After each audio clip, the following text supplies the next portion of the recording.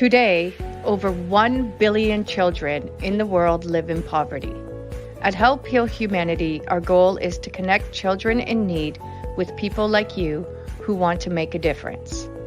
Our student sponsorship program helps provide children with the necessities for a healthy and successful start to life. When you sponsor a student, you're not only giving them the gift of education, you're giving them the best chance for a brighter future. 100% of your donation supports the tuition fees, uniforms, textbook, and school supplies needed to thrive in a safe and healthy learning environment. Sponsor a student now and be the catalyst for their brighter future.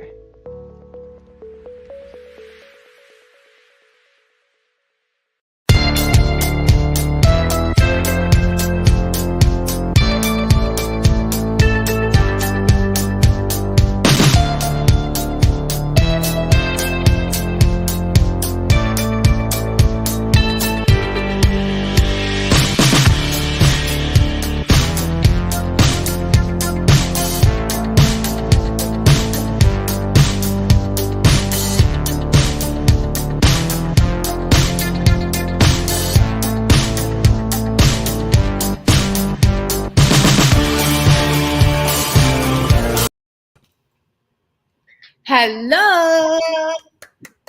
Yay! It's Thursday! You know it's Thursday when we're both sitting there like, yay! Yep. And now I've made sure that every Thursday night I go to a place where the Wi-Fi is not gonna interrupt our show. So Thursday nights have a whole new meaning from now. I socialize, I stay out, I get to do the podcast. Yeah, we get to see each other, we get to talk and conversate, all the good stuff. Yeah. Yay. Okay. Well, yeah, so technology is gonna be technology. I mean, unlike this, we always make it work. See, that's one thing I tell people. We always make it work. We make it fun. We laugh and we just move on. But today we're gonna, just to give all the audience a recap of what we're doing today. First of all, we're gonna do some other teachable moments. I kind of introduced that last week, and I was saying to myself, I really felt bad. You know why I felt bad, Serena? I want to take a guess, but if my guess is wrong, then you'll feel really bad. Take a guess. I want you to take a guess. That I wasn't involved? You hit it right on the nail. See, this is just awesome that we kind of even know each other even more now. Yeah. Yes, I felt very bad. I felt like a loner. And then on top of it, I'm not the expert of this. You are. So I'm like, what am I doing? But you learn and you grow and you say, okay, Barbara, bring your partner in crime in that knows most of this, like 90% of it. Well, you did an excellent job for sure. I mean, you did good, but I was feeling sad I was feeling bad in the backstage in the back room, and I was like, nobody. And I felt bad too. I was looking at you and I was looking at them. I'm like, what am I doing? I said, rewind. Let's do this. Let's do this the right way. So now that we have our expert and then me, coordinating and kind of just moving things along, we're gonna do a teachable moment today with Mrs. Serena and myself. So I'm gonna put up Serena just so we can follow through and people can follow along. I'm gonna add our little PowerPoint here. So I created this little updates, and I was gonna say because there's steps. I found there's like 10 steps. There's probably more. But, Google University, I love them. And they said there's really 10 basic steps when you're looking at starting a nonprofit. Okay.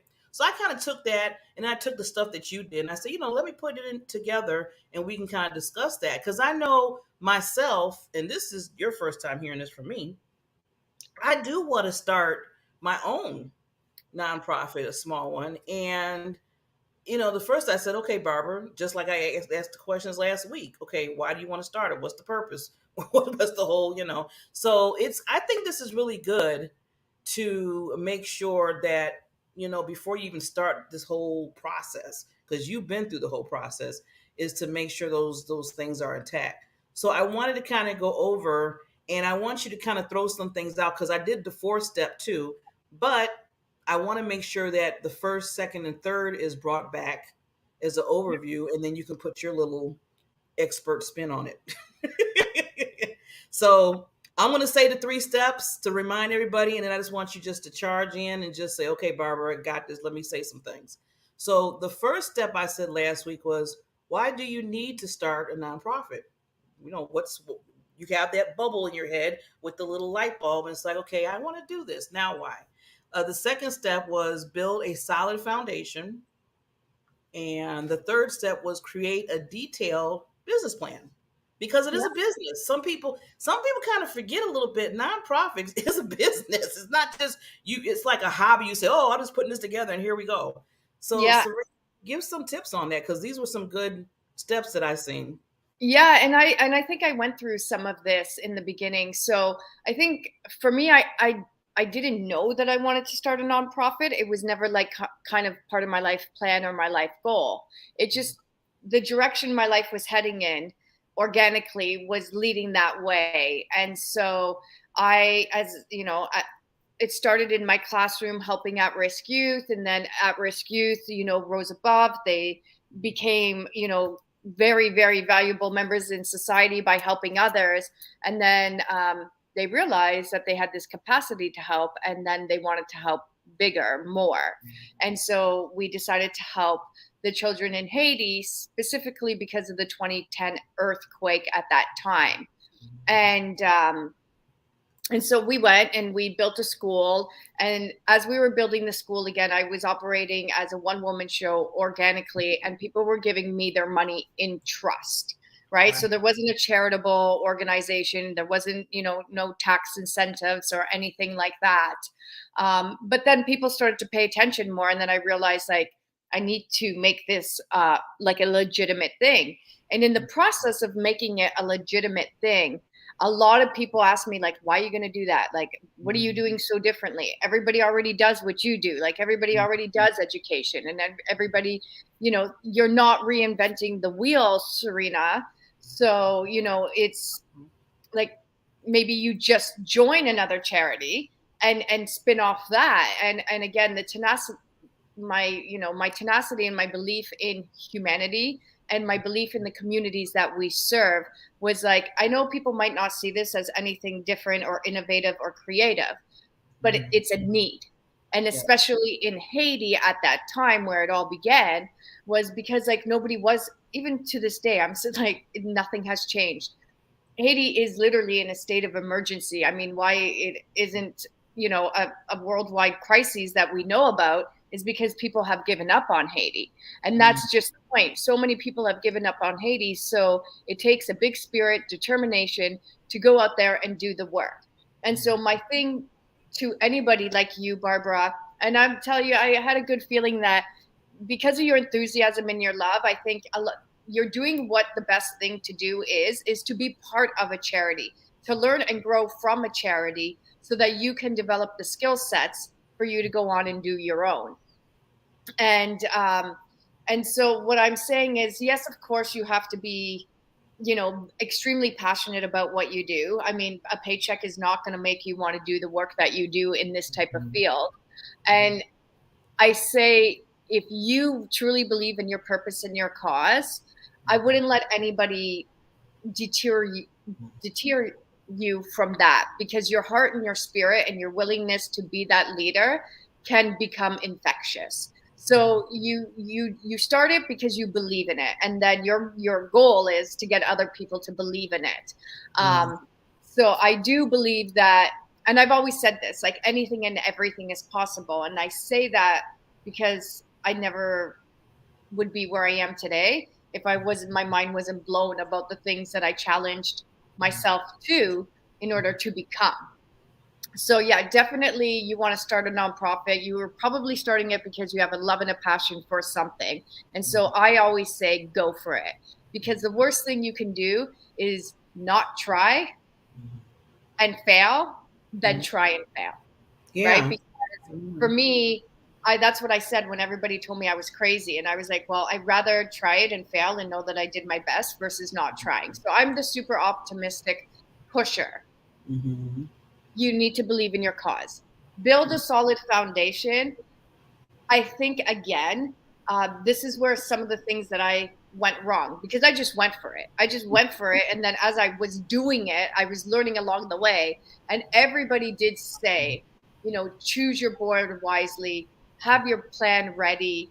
And I didn't have all of that. I had a heart and a spirit. I believed in humanity. When people said they wanted to help and or be board members, I took them on trust and faith, which now I have learned the hard way. That's not always the best way to go, right? And do look for your board of directors, do your research, find the people who say they're committed, actually check their references, actually do the background information, because unfortunately, this kind of work also looks really good on resumes and also really looks good to talk about. But you want actual people who are there, committed and driven.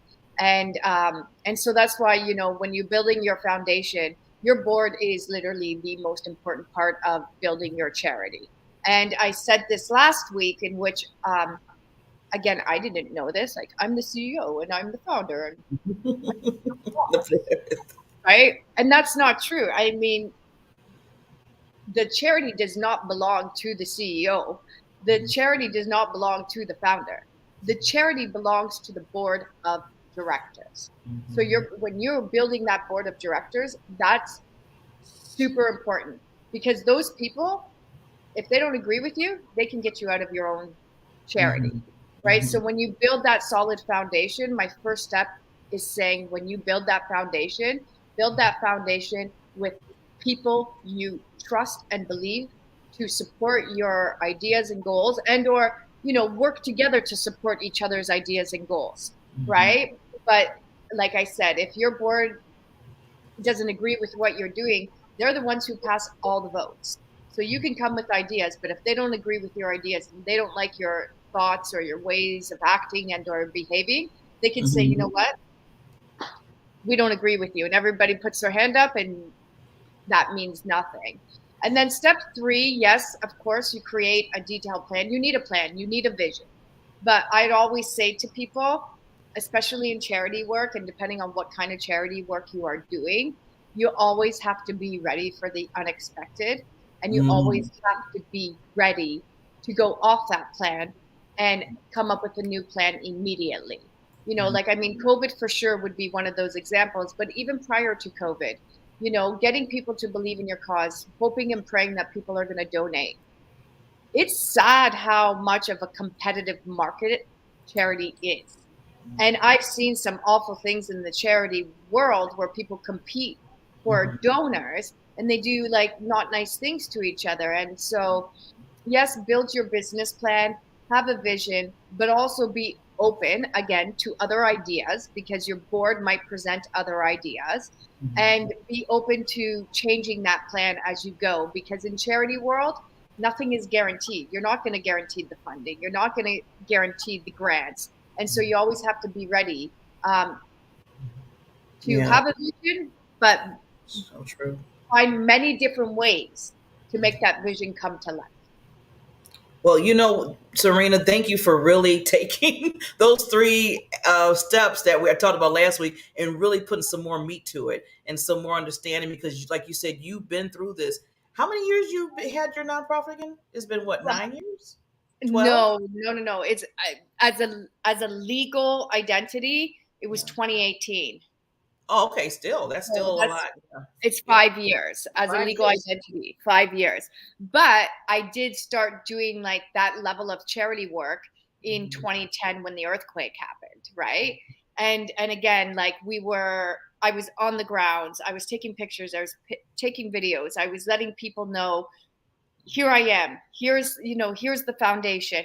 Next, we need to do the ground. Next, we got to do the walls. And I kept the people involved in every step of the process, because without the people sending in the money for us to do those steps, we would have never been successful. And again, when we first started our project in Haiti, it was supposed to be like a $25,000-$30,000 project. It turned into a $250,000 project. Wow. And it's like, how did it go from point A, like from that little number all the way up to the top? And it was because, the people just wanted to, wheel us in. But when Yeah. they gave us that plan, they realistically said, like, that's not going to work because that's a small school and we need a big school. And then we need this and then we need that. And then we forgot about this. And, The you know, and, needs.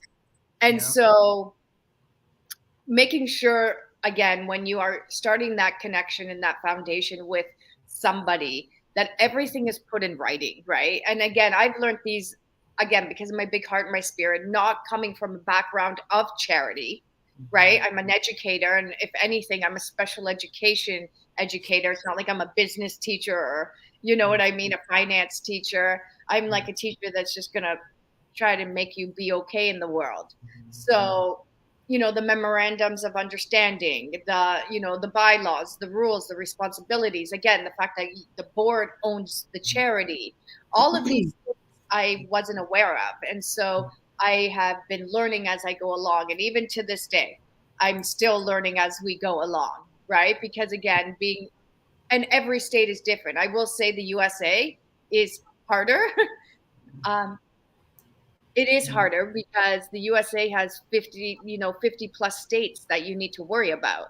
Mhm. And you need to get to and get compliance from every single state. Mhm. Every single state. You can't just get a registration for the USA. You can Mhm. get a 501c3, which is difficult, which will allow you to give a charitable receipt. But unless you have permission from each state to raise funds, you can't legitimately accept that money and give a tax receipt, See? right? And those are the details of understanding more of that and bringing in the right people to understand. Because, like you said, you were on your own for a while. You did some research, but you had that heart and stuff. But then you found out as you were going along and things got bigger, especially building that school for Hades. So I'm just so proud of that for you. That you found out, okay, there's other things I need to make sure I'm doing Oh, within yeah. this nonprofit. So, I want to, Serena, because you did hit a lot on the next step. The fourth Yep. step of this is the board members, volunteers, and staffing. So what I want to do is I want to kind of take each one, because for the fourth step, it's stated, and this is what I found out. It started with the board member and leaders, and then it went into other staff members that can get paid. They Yep. mentioned a little bit about that, and then volunteers. So Yep. let's kind of start at the board members. So Yep. you mentioned about how important it is, and I noticed they said that the knowledge, you need to know how their knowledge is about it, skills and abilities. And this was interesting, Serena. I found it where it said, "Do you want Yes. to work the board to work hands on or just consulting and advise only?" Yes, and that's a big one. That is a really big one. So, yeah, that's what I say. Like, when people give you their resume, and this is where I think the difference also comes from paid work and unpaid work. And as a matter of fact, board members are not legally allowed to get paid, right? The CEO is allowed to get paid, or the executive director, but no other board members are legally allowed to get a salary or get paid. I mean, if you really want, you can give an honorarium, but again, this is not paid work. And so yeah, you do look, because you do want a complete board, right? So for example, our board, and it's taken us many years to get here. I mean, legally on paper, in every country that I've worked in, the three number ones that are must is a president, a treasurer, and a secretary. You can run a non-for-profit with as little as those three people, but you need to have at least those three people, which again is your secretary, your treasurer, and your president. And again, check their skills, check their abilities, check out their references, call their ex workplaces. It means a lot, because in my experience of these 5 years, I've had a lot of people come to the board. And then this next step, like you said, do you want a working hands-on board or consult and advise only? And this is where we ran into problems, because Mm. when people were coming to the board, I was expecting them to do things, Because right? that's what you needed. And then, like I said, by year 2 and 3, and now when we do take on our board members, we do let them know that we are a hands-on board, right? You can't just come here because, again, we don't have paid staff and we need everyone's help and support. You can't just come because we're not at that point yet. I Yeah. mean, other bigger charities are, and I grant them that, and that's beautiful. But especially because we're still just starting and we don't have a ridiculous amount of funds, our board is a hands-on board. We need doers. And so this was some of the problems that we ran into, was that we did have extremely established, well-certified board members. But it's like you said, they had brilliant ideas, but then we had nobody to put those ideas into action, right? So that's the difference between having a hands-on board where everybody present the ideas, we vote on what ideas are the best, and we work together with other volunteers to see that out. And for me, at this point in and you've seen some of our board members working. We need the board members to do the work. You can't just come to the table and make suggestions and pass votes. So that is very, very, very important. To recognize whether you want your board just to be just to be the decision makers, and then you have a whole team underneath. So, I mean, depending on what country you are, how it is like the board of directors and then the officers, right? And then usually the officers can be paid, and the officers are basically putting out that business plan or that marketing plan or that campaign plan. You have the worker bees underneath. HHH, we don't have that, so that this is really big, right? That is huge, because like I said, when I seen it, I said, you know what, I can see where and this is my take on it. Like I said, I'm just giving support suggestions. I mean, like I said, you're the guru with this, but I see where if you're starting off and you're small, I can see that at that time, I think the board would have to be that hands-on working, because you need everything and everybody doing something.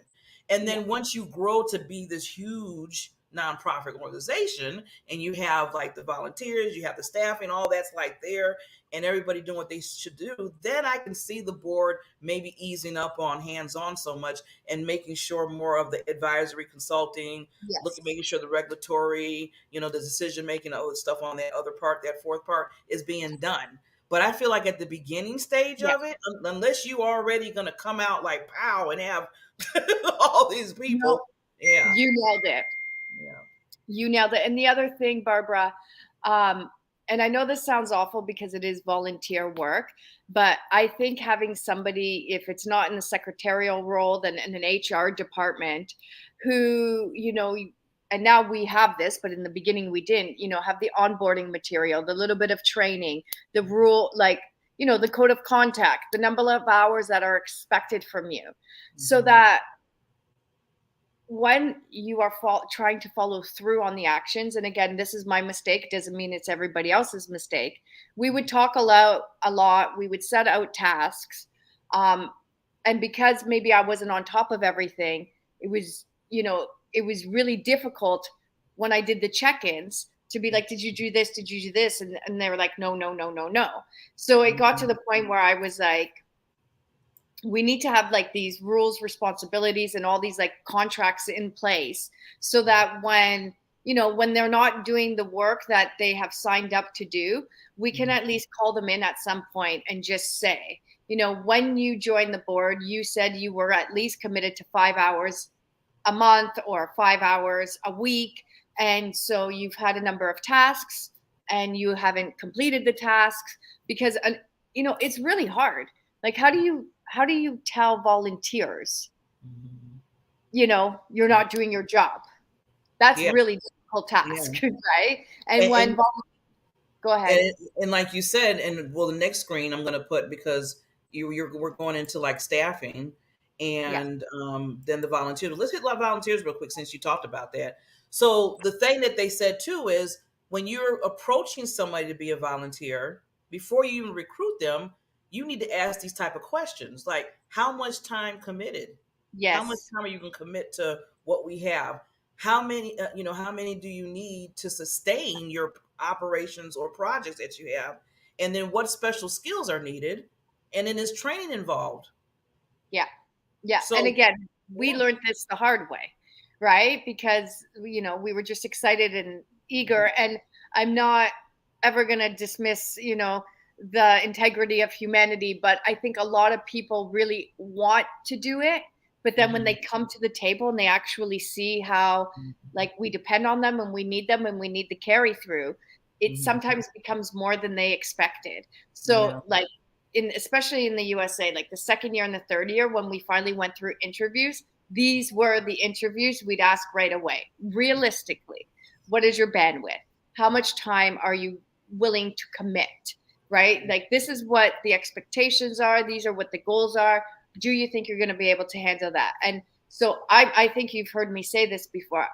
I'm at the point now where I'm like, I will have way more respect for you if you are honest about your responsibility, Yes. then take on a responsibility that we are all, hoping that you're going to do and don't do. Because then that starts to break the flow, it breaks Yeah. the team, it breaks the expectations. And especially, like you said, when you're taking on your board, you're looking at people in all different directions. You want, I said it's mandatory for the president, the secretary, the treasurer, but then you want somebody in marketing, you want somebody in business, you want somebody in HR, you want somebody in fundraising, event planning, right? So there's so many roles that you do need, maybe not at a board level, but underneath the board, that are you need in order for your charity to be successful. And if you're paying some of these people, your charity's probably going to be way more successful than a charity like HHH,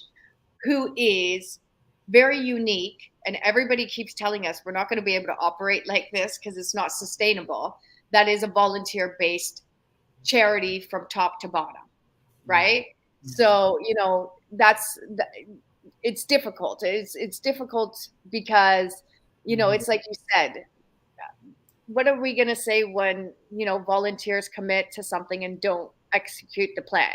We Mhm. can't say anything bad except for thank you for trying, we understand, maybe we'll try again. But by that time you just say, like, I'm sorry, this isn't working out. But that whole even process is a Yeah. hard one because it's Yeah. volunteer. It's, If they were getting paid, then it'd be one thing, like, hey, you have a deadline, you have an expectation, do yes. you want to get your paycheck? Because somebody else will come and fill that position. But as volunteers, it's a very different kind of game that you have to play.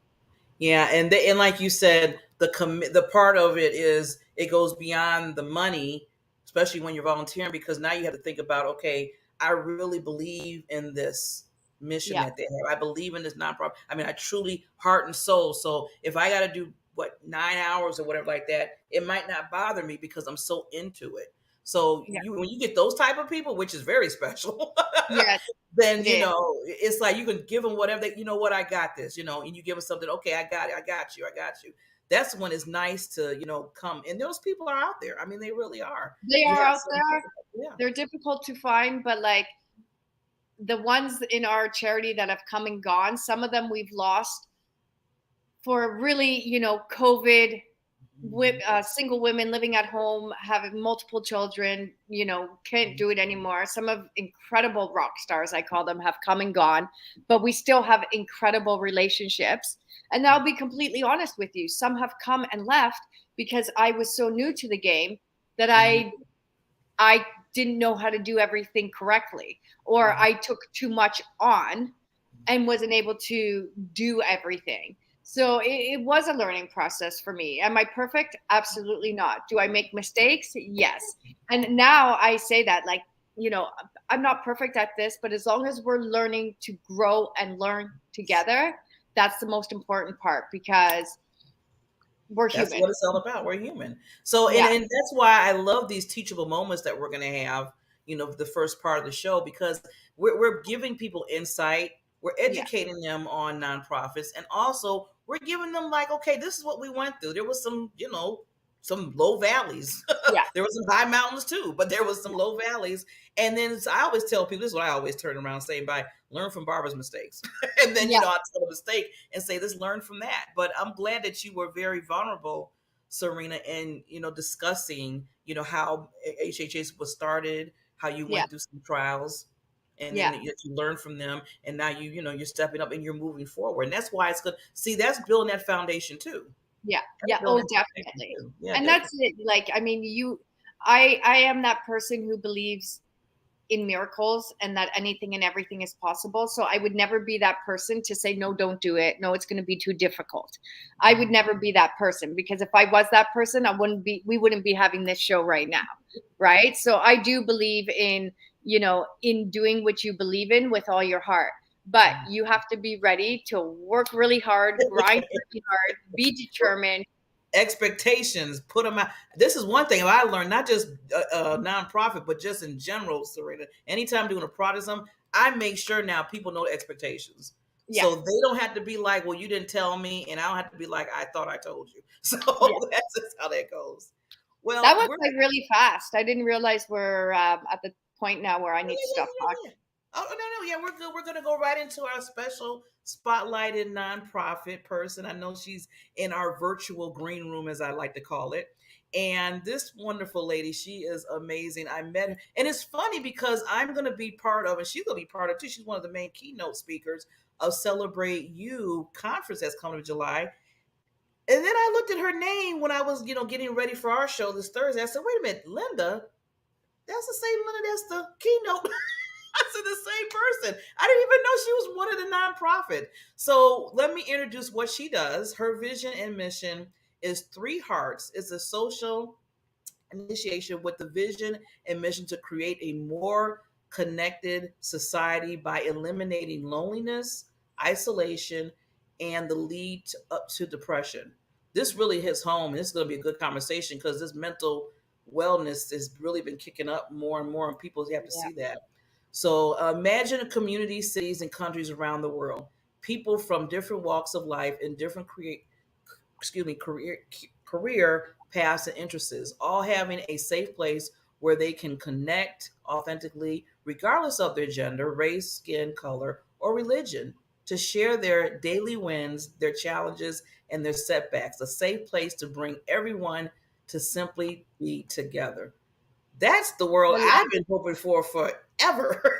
Yeah, I know, I love it. I'm gonna try to listen, because like this topic is like also like my big lifelong dream, right? Yes. Well, you know what? I have because I want to play this before we bring Linda on because she has a lot of angels that support her. And this one lady is going to say a little bit something about Linda. So let me just gear that up real quickly and then we can bring her on.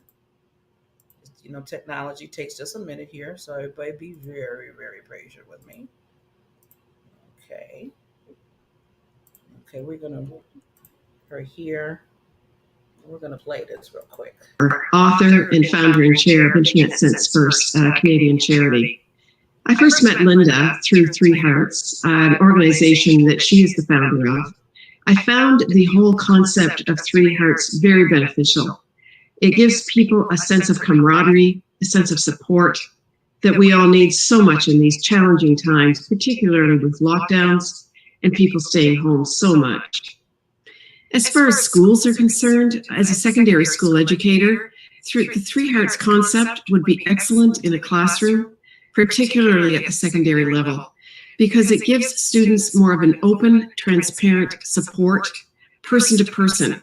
Even if it is online, it's a very, very supportive tool. It will help with mental well-being. It will help with students finding out what may be troubling other students, and give them a sense of being able to support other people. It is good in all aspects, particularly even with religious organizations. Three Hearts is something that I highly recommend. I'm always disappointed when I miss their sessions. Thank you, Linda Duong, for such an excellent type of organization. Wow. So let me bring on this wonderful queen. Hi, Linda. Can you hear us? You're muted.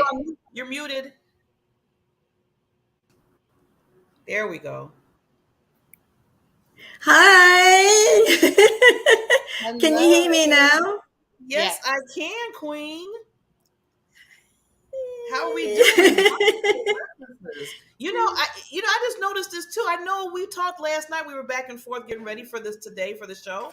And you're from what, Australia, right? Yes. Can you see Sydney Opera House? I know. I'm looking at the background. Ooh. So we got Australia. that is just half an hour from where I am. So it's very close by.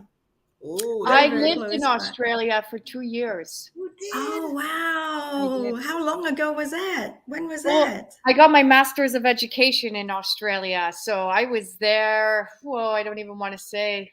I don't even remember. Like, it was literally 20 years ago. About 20 years ago. Yeah, I was 25 at the time. That was when I was in US, visiting US anyway. Okay. So we crossed that way. Yes. Thank you, ladies, so much for having me, joining you. I've been listening to you all, and it's been an incredible journey for you, Serena. And you've done an amazing job, Barbara, as a host. I'm so grateful. I'm so grateful to be here with you both. So much heart in this community, isn't it? I mean, the whole nonprofit, nobody could do nonprofit without the heart. And I just want to salute everybody. And in fact, one of the chapter in my book is actually dedicated to all the volunteer workers around the world. And that's just because it just touched my heart so much. And in fact, the founder that you just featured, Charlene, she's also a founder of another charity that I would love to connect you ladies, and then she can be on your show as well. For sure. Sure. But I really want to hear your story because, I mean, you're talking about mental health. Like when I was listening, I was like, yeah, those are all the main causes of depression, right? Yes. And that's and mental health, and and so I think now more than ever, our whole planet has been able to understand it in a different light, in a different content. Yes. So I'd love for you to tell me about your charity, what you do, how to get involved. Yes. Yeah. So basically, there's already numerous organizations that is out there helping people. What I call the fixing model, if I may use those words, right? So they are the experts, the clinical psychologists, the counselors. And in Australia, we have many of them, like, the helpline and all these helping places already. But I ask myself, why is it then we continue to have people falling into this trap? If you look at the World Health Organizations, right, the statistics says 264 million people are suffering from depression. And what hurts me most, what saddens me most is that we all know, right? I know it's a little bit sad to talk about this, and trust me, I'm all about positivity. But like you, Serena, right? We are real. We talk about real things, right? It's not just about the pretty things, right?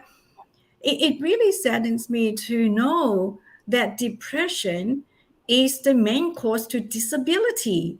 Now, we all know depression leads to suicide, but did we all know that is the main cause to disability? I didn't know that.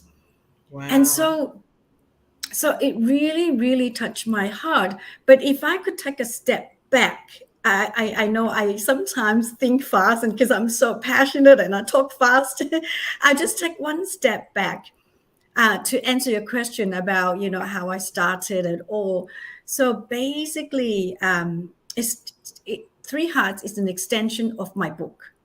My book's title is Connection, the Currency to Happiness. Yes. Access your happiness right here, right now, with or without the $1 million. So the journey was like you. It's quite personal. It started from my father was transitioning to the nursing home. And I was missing my late mother. I so wish she was here to nurse him. He was 92. He was doing amazing. He was still living on his own. But on the New Year's Eve, he fell and broke his hip bone. And because of that incident, I missed my late mother so much. And my children never got to meet her. And that's when I thought, I'll write the book. I'll write down what grandma taught me that had allowed me to achieve every single dream I have so far. even though I was born at the end of the Vietnam War without nothing that kids have these days. I only seen black and white TV, black and white photos, never seen what a computer looked like, never had color pencils. I arrived in Sydney at the age of 15 without a word of English. And I was constantly told my English writing is terrible, right? And so from there, I thought I'm going to write down what I've learned from grandma that had helped me with my life for them. So it was like bridging the generation gap, trying to connect them with grandma, even though they never got to meet her. But something happened. Something happened. After I wrote the first draft, there was 3 cases of death that I have no word to describe. It saddened me so much. And 2 of them was teenagers, and they took their own life due to cyberbullying. One was from US, and she's just beautiful. And the other boy is in Australia. He's only 11 years old. The girl from US is 15 years old, right? And I don't know them. I just saw them on the news. The girl was just so beautiful. I feel like she was like staring at me, right? And she's got like tan skin, beautiful green eyes, dark hair. I was like, I don't understand. She's so beautiful. How could that happen to her? I just could not stop crying. I just could not stop crying. And because it happened consecutively over a course of 3 days, the boy took his own life at school. He was only 11 years old. And I don't understand how it could happen. Anyway, so that's the shorter version, because each time I tell that in detail, I'll be like in tears, and I'll try not to today. I know, Linda. I was like, oh, I mean, I'm just blowing my mind. 15 and 11 years old, and then I think about what I was doing 11 years old, and the last thing I was thinking about is that, and just to have a child think about, okay, I need to give my life up. Oh, yeah, I would have been crying like you. They needed that escape so badly. And at that point in time, I just keep wishing that if they just reach out to anybody, if they just reach out and connect with anybody, the story would have changed, would have been different. So that's where I felt compelled to share my book with the world. And as soon as I make that decision, amazing things happen. Once you tune into your inner self, and once you listen to your intuition, you hear your calling. It's just very magical. And so as soon as I decided to share the book with the world, I just know we need to have connections, hubs around the world. Now, this is prior to COVID. This is back in 2019, but the book was published in 2017. So this is way before all of these online thing, right?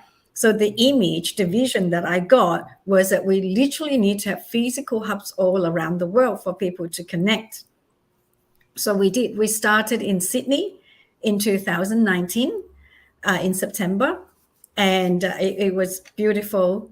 I should have shared with you the pictures, which I can still share later on after the show.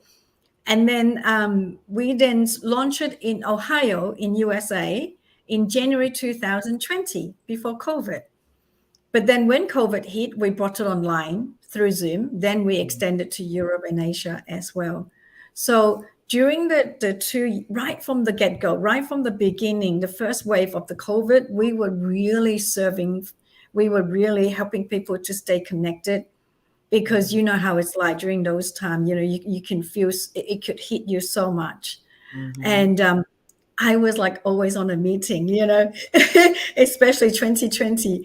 I was staying up like 1 a.m., 2 a.m., 3 a.m., 4 a.m., because I was trying to cater for global time zones. So that's a bit of a background to Three Hearts.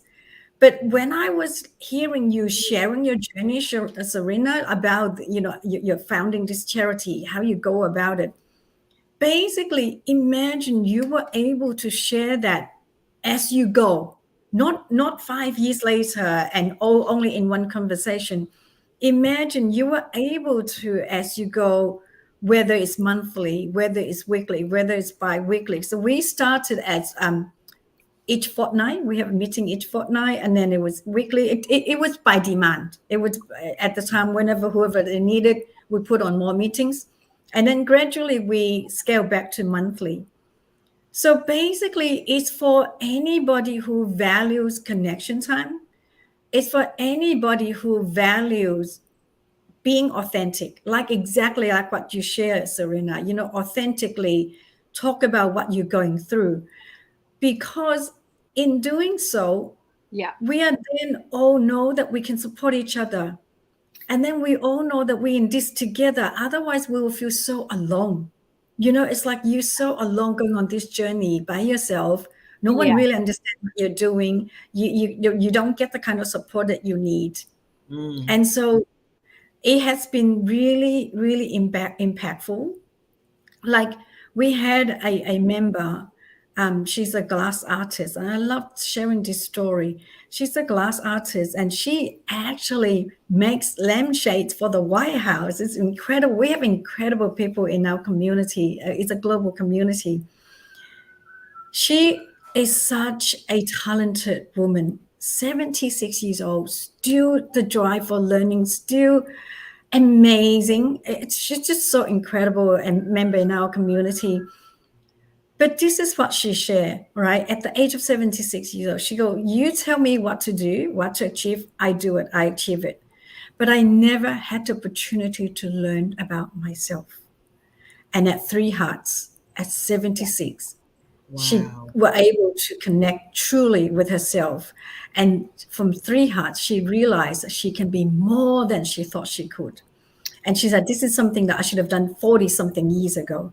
And that's why I'm passionate now to launch it into schools. Yes. I mean, often. I know Serena wants to say. Yeah, I'm dying because Linda, I feel like we speak the exact same language. I've always said academics are important, but nobody is teaching the life skills, the social skills, the intuition, how to actually be who you were meant to be and not who society and people tell you to be. And that's the kind of programming that I agree with. We need to start at a young age to tap into that source. And then aside from that, teaching kids how to, live, think, be in the world with, with their heart, with their soul, with their true sense of self, that connection piece.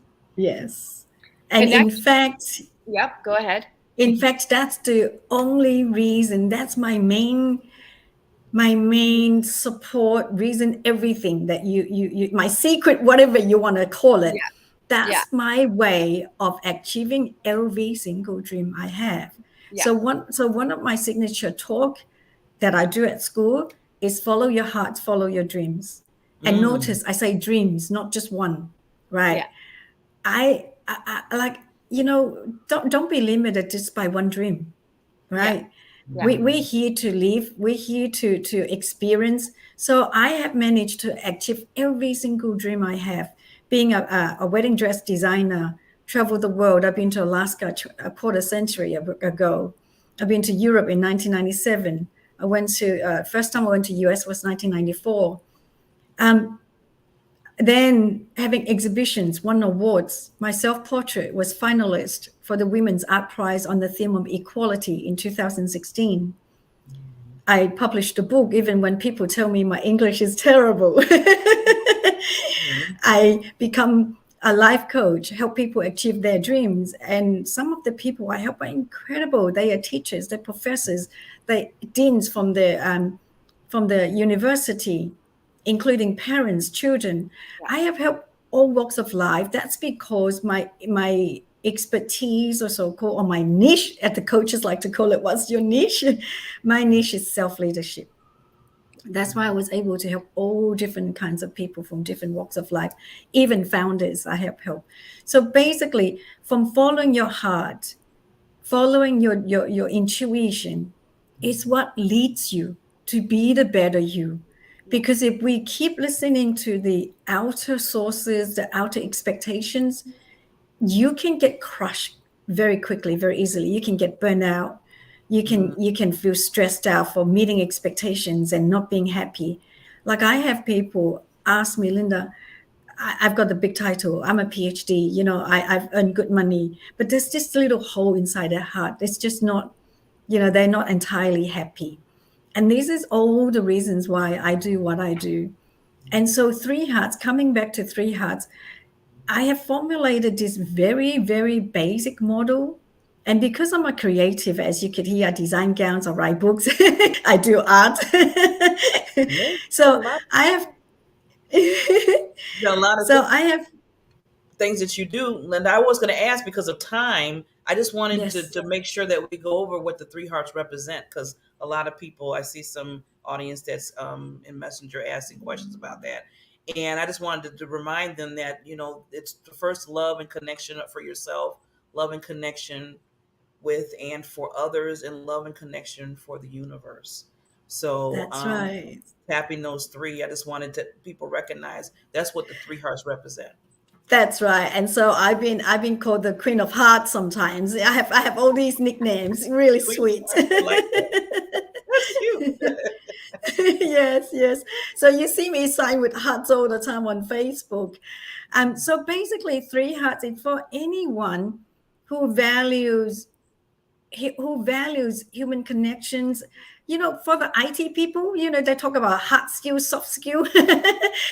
I don't agree with those terms, but for anybody who likes those terms, for anybody who values soft skills, and for teachers, for leaders, any leaders of any organization, for parents, anyone who is in leadership position, I would love to share more with you. So it's just a really simple model that you're able to connect with your team, with your children, with anybody at a very deep level, but very fun. It's very simple, very fun at a deeper level where everybody can truly share what matters to them. And we Awesome. have friends who just come for the first time. We have friends who come just first time and doesn't know anybody, and Well, yet we still able to have conversation. At every single meeting we have laughters, we have tears. yeah. That's the beautiful thing, that we're as a human, we need to experience all kinds of emotions, right? It's unrealistic to say, haha, I'm happy all the time. That's unrealistic. It's not true that you can be happy all the time. And when you're able to share authentically, like Serena did, I thought just so beautiful. And Barbara, I want to say thank you again. It's just so amazing that you do this show. When people are able to share authentically, there's so much healing, isn't it? There's so much Yeah. healing, and there's so much togetherness, and it's something that reminds us all that we are in this together. Not when I say this, it's not just COVID, and not just this time, but this lifetime, this game so-called life. We are in this together, and we Yeah. can't do it alone. We can't Well, do it alone. that's human spirit, human connection. I think is like one of the most important things in life, and it literally takes one person to be there for you to change your life. And so when you are feeling down, when you are isolated, when you are, thinking like you can't be brave enough for to talk about these things, it's incredible what community does. And I feel like community is key. Who you're around is key. And when you can start to connect, you can start to live your true self. So that human Yes. spirit, that human connection, that you're bringing people together to share their journeys, that is for real, not only transformative, but life changing. So I want to learn more about what you're doing. Yeah, sure. We can connect more. And there has many life-changing stories happen in the little community. And when I say little, like, we have over 400 people there from all walks of life. We have many great leaders in there. So yeah, I would love to share more. So if you are in anybody who's watching, listening, if you watch now or catch the replay, if you are curious, please do get in touch.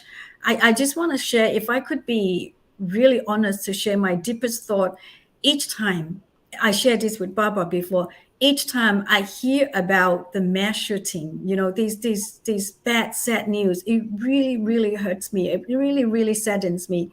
It really makes me feel that, like, I would question, why would anybody do that, right? They only do that because they feel disconnected. They're disconnected with the world. They're disconnected with other people. They're disconnected with themselves. Because if they're connected with themselves, they would have these compassion. Yeah. Right? And they have compassion for other people. If they're connected with other people, they have the basic fundamental love and compassion for other people. They would not do it. Right? And if they have the love and compassion for the universe, that takes them to a whole higher level. And so each time I hear that, it really saddens me. I know that I cannot say that Three Heart is the only thing that will fix that solution. I do sincerely, though, believe that it's one of the elements that can contribute to help shape that. I truly, sincerely believe Three Hearts has the ability to change the trajectory of mental health. And so I would really open the invitation for any experts who are interested. Please do get in touch, and together we can do more. Yes, Together definitely. we can do more. Yes. Awesome. Well, I know our time. First of all, Linda, thank you so much. And what we usually like to do with our nonprofit spotlight people is give you at least 30 seconds to give just some lasting, just some golden nuggets to the people. And then I'll put how they can contact you while you're talking. But I'm going to take myself down and Serena so you can talk to the audience. Thank you. You know, it's been so wonderful, Barbara and Serena, and everyone who has been watching. And if you catch a replay, if you're only joining now, please do watch the beginning and visit our website, lindaduong.com.au at the Three Hearts page. You know, I wonder, have you ever have a moment you feel like, I want to share my highlights, I want to celebrate my life, but who do you tell it with? You know, are you going to come out feeling like, oh, you're boasting about yourself, right? It's just really hard. Or is there a moment when you feel like, oh my goodness, you know, I really feel down, but you don't have anybody to talk to because you don't want to come out and feel like people think you're negative, right? Or is there a moment that you really feel like, I have this challenge, but I got nobody to tell? These are the conversations we have with Three Hearts meeting. Now, I know it sounds like serious in one go, but we really do have a lot of fun because there's a lot of other fun games we play with. Basically, we meet up, we get together, we play games, and amazingly, through that, life transformations happen. So I would love to connect with you if this speaks to you.